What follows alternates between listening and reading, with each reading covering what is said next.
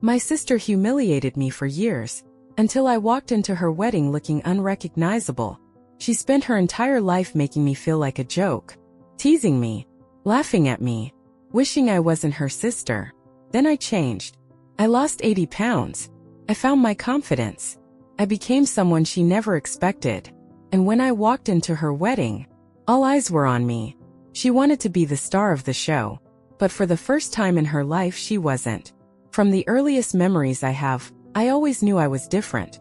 While other kids were running around playing tag and getting scraped knees, I was the one who struggled to keep up. I was bigger than the rest, always had been. My body set me apart before I even understood what that meant. Kindergarten was the first time I remember feeling out of place. It wasn't just about my size, it was how people treated me because of it. Other kids ran effortlessly across the playground while I lagged behind, feeling out of sync with everyone else.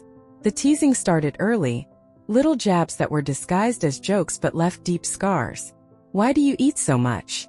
You run like a turtle. At that age, I didn't have the words to fight back, so I let it slide. But as I got older, the comments only got worse. By the time I was in middle school, they weren't just whispers behind my back.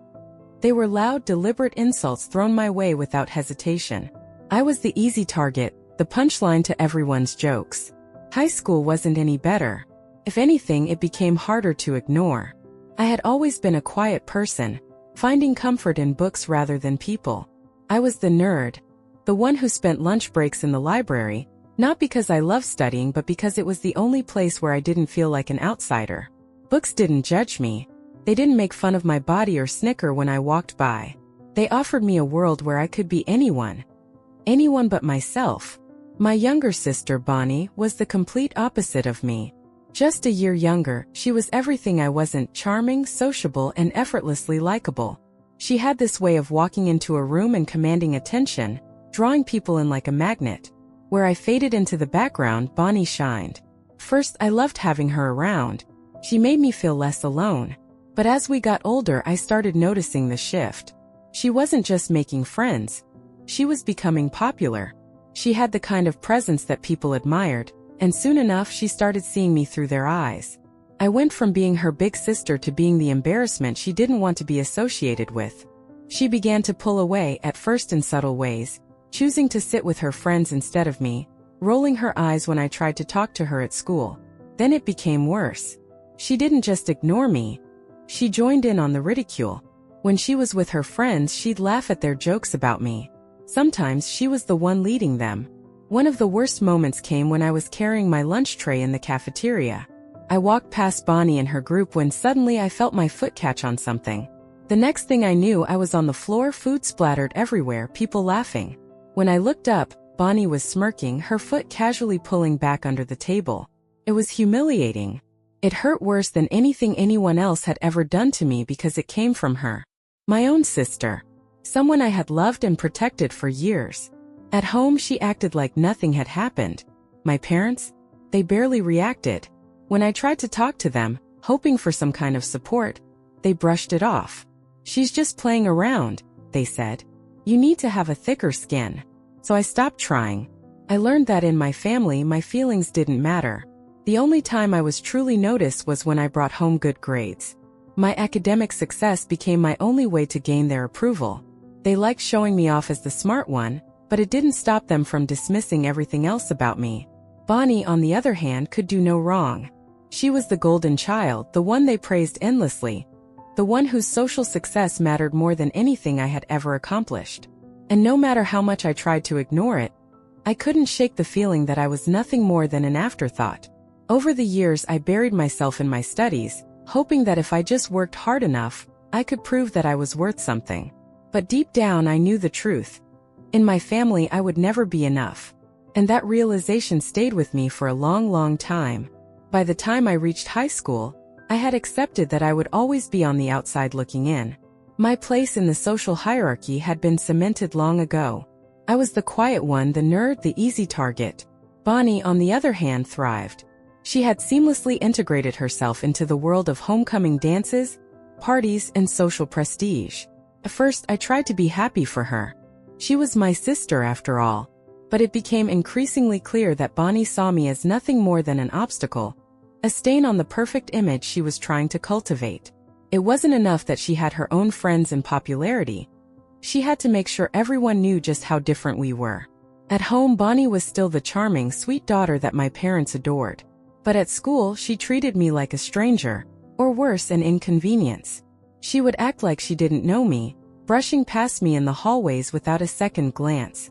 And if her friends happened to be around, she'd take it a step further, making sure they knew exactly how embarrassing her older sister was. I can still remember one day in particular when I truly understood just how far Bonnie was willing to go to keep her social status intact. It was the middle of sophomore year, and I had been paired up with one of her friends, Lacey, for a group project in history class. I didn't know Lacey well, but she seemed nice enough when we first started working together. That was until she found out I was Bonnie's sister. "Wait, you're Bonnie's sister," she had said, her voice dripping with disbelief. "That's so weird. You guys are nothing alike." I forced a smile, used to hearing that comparison. "Yeah, I guess we're pretty different." Lacey snickered, shaking her head. Bonnie never mentioned she had a nerd for a sister. That stung, but I tried to let it roll off me. I figured Bonnie probably just didn't talk about me much, which honestly wasn't surprising. But later that afternoon, I overheard a conversation that shattered whatever thin thread of hope I had left about our relationship. I had stayed late after school to finish up an assignment when I heard voices coming from behind one of the classroom doors. Bonnie's voice stood out immediately. "Ugh, don't remind me," she was saying. "She's always been like that. Such a loser, right? It's embarrassing." There was laughter, her friends agreeing, feeding into it. And then Bonnie delivered the final blow. "Honestly, I wish she wasn't my sister. People already think it's weird enough. She just doesn't belong in my world." I froze. My stomach twisted in knots, and my breath caught in my throat. I wanted to believe I had misheard, that maybe she was talking about someone else. But deep down I knew better. I walked home that evening in a daze, my mind replaying her words over and over. I had never expected us to be best friends, but to hear her say something like that, to know she was actively ashamed of me, felt like a knife to the heart. At dinner that night, Bonnie acted like nothing had happened. She smiled, laughed, chatted with my parents as if she hadn't just stabbed me in the back a few hours ago. I sat there quiet, pushing my food around my plate, wondering if she had always felt this way and I had just been too blind to see it. I wanted to confront her. I wanted to ask her why. Why did she hate me so much? Why wasn't I good enough for her? But I knew it wouldn't matter. Even if I did, she'd just laugh it off, act like I was overreacting, or worse, turn it around on me like I was the one causing a problem. So instead I stayed silent. I bottled it up, adding it to the growing list of things I would never say aloud. And from that moment on I stopped trying. I stopped hoping that one day Bonnie would see me differently. I accepted that in her eyes I would always be a burden, a blemish on the perfect life she was trying to build. But what I didn't realize then was that this betrayal, this deep, gut-wrenching pain, was only the beginning of what she was capable of. By the time I left for college, I was more than ready to get away from my family. I had spent years being the butt of every joke, the easy target for my sister's cruelty, and the invisible child my parents barely acknowledged beyond my academic achievements. College was supposed to be my fresh start, a chance to finally be free from the suffocating weight of my family's expectations and judgment. For the first time in my life, I was surrounded by people who didn't know me as Bonnie's awkward fat sister. I could walk across campus without fear of being tripped or laughed at. I could sit in a cafeteria without waiting for a cruel remark about my weight. It was liberating, and I clung to that feeling like a lifeline. But no matter how far I went, the damage from years of ridicule didn't just disappear. The insecurities Bonnie had drilled into me stayed, lurking in the back of my mind. I second-guessed every social interaction, convinced people were only pretending to like me. I turned down invitations, afraid that once people got to know me, they'd realize I wasn't worth their time. Then came the visit home that changed everything. It had been nearly a year since I had last seen my family. I had just finished my sophomore year, and despite my reservations, I agreed to come home for the summer. My parents were ecstatic to have me back, but Bonnie barely acknowledged me when I walked through the door. It was clear she still had no interest in having a relationship with me, and I had accepted that. What I hadn't expected was how much worse things would get. One night, during a family dinner, Bonnie announced her engagement. The table erupted in excitement, my parents practically beaming with pride, already discussing wedding plans. I congratulated her, genuinely happy that she had found someone she wanted to spend her life with. But then, as the conversation went on, the attention slowly turned toward me. "So what about you?" my mother asked. "You've been in college for a while now. Are you seeing anyone?" I shook my head. "No, I'm just focusing on school and work right now." Bonnie let out a dramatic sigh. "Oh, come on. You're not even trying, are you?" "I don't think it's a priority right now," I said, already uncomfortable with where the conversation was going. My dad leaned forward. "You know, it wouldn't hurt to put yourself out there more. You're not getting any younger." And then Bonnie, with that same smug smirk she had perfected over the years, dropped the bombshell. "Maybe if you lost some weight, you'd have better luck." Silence fell over the table. My stomach twisted, a familiar burning sensation creeping up my chest. I had spent so long trying to convince myself that I was past this, that I was strong enough to handle their comments. But nothing could prepare me for the sting of those words, especially from my own family. "Bonnie," I said, my voice shaking with restrained anger. "That was unnecessary." "I'm just saying," she shrugged. "It's not like I'm lying." My parents didn't say anything. No one defended me. No one told her to stop. They just sat there, letting her humiliate me as if it were normal, as if it were justified. That night, I laid in bed replaying the conversation over and over in my head. I had spent years believing that if I just stayed quiet, if I just let their comments roll off me, they would eventually stop. But they never did. And they never would, not unless I did something about it. That was the moment I decided I was done. Done being the family's punching bag. Done letting their words define me. Done allowing Bonnie to dictate how I felt about myself. I wasn't going to lose weight for them. I wasn't going to change to earn their approval. I was going to do it for me. The very next day, I signed up for a gym membership. And for the first time in my life, I wasn't doing it to fit into their expectations. I was doing it to take back control of my own story. When I first signed up for the gym, I didn't expect much. I had never been particularly athletic, and years of avoiding physical activity left me feeling awkward and self-conscious. But I was determined. I wasn't doing this for Bonnie or my parents or anyone else. This was for me. The first few weeks were brutal. My body protested every movement. My muscles ached in places I didn't even know existed. And the idea of quitting crept into my mind more than once. But I pushed through. I had spent my whole life feeling powerless, and for the first time I was starting to take control.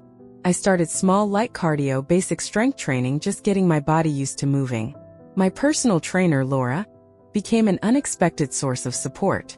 She had her own weight loss journey, and she understood the mental battle just as much as the physical one. "Your body is stronger than you think," she told me one day after a particularly rough session. "It's your mind that needs convincing." And she was right. The biggest battle wasn't the workouts or the dieting. It was fighting against the voice in my head that told me I would never change, that I would always be the person Bonnie and my parents saw me as. Months passed, and something incredible happened. The weight started coming off, not in dramatic overnight changes but steadily week by week. My stamina improved, my body grew stronger, and for the first time in my life I felt proud of myself. But it wasn't just about the weight loss. I was changing in ways I never expected. My confidence grew not because I was getting thinner, but because I was proving to myself that I was capable. I started dressing differently, not to hide myself but to show off the body I was working so hard for. I changed my hair, experimented with styles I never would have dared to try before. And then one day, I looked in the mirror and barely recognized the person staring back at me. I wasn't just the fat girl anymore. I wasn't Bonnie's awkward, invisible sister. I was me, stronger, happier, and finally free from the weight of their words. When the year mark hit, I had lost over 80 pounds. It was an accomplishment I never thought I'd reach. And yet, standing there looking at my reflection, I realized something even more important than the number on the scale. I had gained so much more than I had lost. I had gained self-respect. I had gained independence. And most importantly, I had gained the understanding that I never needed my family's approval in the first place. Then, just as I was finally finding peace, I received a message from my mother. We're hosting a lunch for Bonnie's wedding planning next week. You should come. It's time for the family to see you. I stared at the message, my fingers hovering over the keyboard. They hadn't seen me in nearly a year. They had no idea how much I had changed. A slow smile spread across my face. Maybe it was time to remind them that I wasn't the same person they had left behind. I spent the entire week leading up to the family lunch wondering how they would react. My parents and Bonnie had no idea how much I had changed, not just physically but emotionally too. I wasn't the same insecure, self-conscious person they had mocked for years. I had built myself into someone stronger, someone who knew her worth. The day of the lunch, I chose my outfit carefully. I picked a fitted dress that showed off my figure, not to impress them but because I felt good in it. I straightened my shoulders, put on my favorite earrings, and for the first time in my life, I walked into that house knowing exactly who I was. The moment I stepped inside, the entire room fell silent. My mother was the first to react. Her eyes widened as she took me in, her mouth slightly open as if she couldn't believe what she was seeing. My father blinked a few times, looking me up and down like I was a stranger. And Bonnie's reaction was the best. She didn't say anything at first. Her face shifted through different emotions.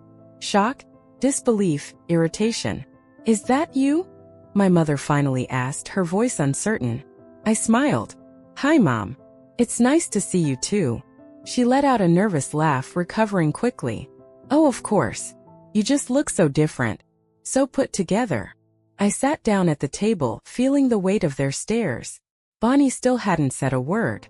She was glaring at me now like I had done something to personally offend her just by existing in this new version of myself. "I never expected you to change so much," my father finally said, his tone unreadable. "You've really transformed." "Yeah, well," I said, sipping my water. "A lot can change in a year." Bonnie finally spoke. "Did you get work done?"